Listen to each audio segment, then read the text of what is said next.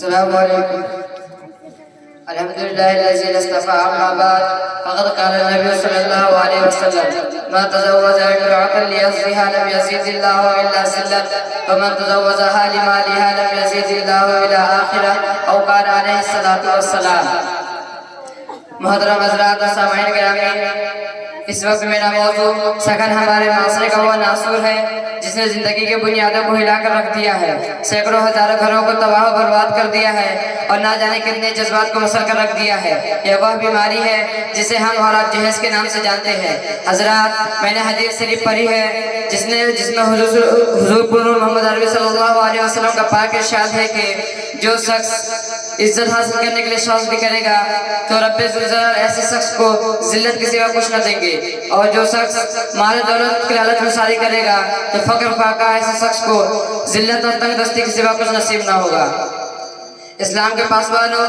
آج ہندوستان کے اندر اور خاص طور سے ہمارے معاشرے کے اندر جہیز ایک ایسا ناصور بن گیا ہے جو امٹی ہتھیار سے بھی زیادہ خطرناک اور مہلک ثابت ہوتا جا رہا ہے۔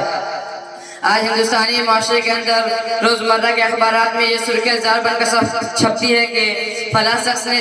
سسرال والوں سے جہیز کا مطالبہ نہ کرنے پر اپنے نئے نوے دلہن کو جلا دیا۔ عجیب معذرہ ہے حضرات، دیکھیے داماد مانگتا خیرات دیکھیے۔ حضرات، ہندوستانی معاشرے کے اندر جہیز کے لیے بھیڑ چلنے والی کہیں رضیہ، کہیں فرجانہ، کہیں سبنم اسلام کے نام لیواؤں سے یہ کہہ رہی ہے کہ کاش کے اسلامی شریعت کتابوں وعظوں کے بجائے عمل پر آ جاتی۔ حضرات، عورت رب ذوالجلال کے جانب سے عطا کرتا ہوا حسین تحفہ ہے جس نے انسانی زندگی کو رونائی بخشی۔ اسی کے دم سے نظارے میں خوبصورتی پیدا ہوئی، اسی نے حضرت آدم علیہ السلام کی زندگی سے خوف و دہشت کو ختم کیا، مگر ان سب کے بعد بھی ظلم و ستم کی تاریخ شاہد ہے۔ اس دار فانی میں جتنے مظالم برپا ہوئے ہیں ان میں سے زیادہ تر صنف نازک ہی پر کیے گئے ہیں۔ کبھی دنیا والوں نے حضرت محترم کو متھم کر جنگل کے جھاگ چھانے پر مجبور کیا، تو کبھی نمرود نے اپنے بیٹے کو ایمان لانے کی پاداش میں آگ میں ڈالا، تو کبھی عرب کے جاہل معاشرے نے عورت کے پیدائش کو اس طرح منحوس درگور کیا کہ پیدا ہوتے ہی درگور کر دیا جاتا۔ حضرات، آج بھی ہندوستان جاؤں کا خون کیا جا رہا ہے، ظلم سے ضرورت تسلط کی خاردار جاہلیہ ان کے راہ میں حائل ہے۔ آج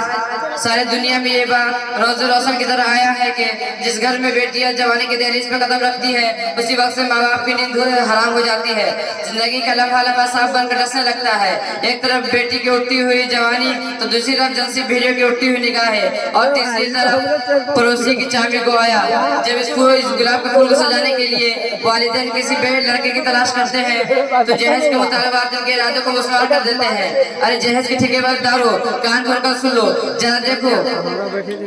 حضور محمد صلی اللہ علیہ وسلم کی بیٹی کا عقد مسنون کس طرح کیا جا رہا ہے کہ جسم پر جو چادر ہے اس میں 16 پیوند لگے ہوئے ہیں، اور بنت رسول ہونے کے بعد بھی مرتضیٰ حیدر کرار کے گھر کے جانب روانہ ہو رہی ہے، اور جہیز میں ایک بستر، ایک چوکی، ایک تکیہ اور 2 مٹکے کے مستوی سامان مرتضیٰ حیدر کرار کو پیش کیا جا رہا ہے۔ آج ہم کہتے ہیں کہ میرا بیٹا ڈاکٹر ہے، میرا بیٹا انجینئر ہے، میرا بیٹا پائلٹ ہے، میرا بیٹا گریجویٹ ہے، میرا بیٹا سعودی عرب میں رہتا ہے، اس لیے ہمیں جہیز میں جہاز چاہیے۔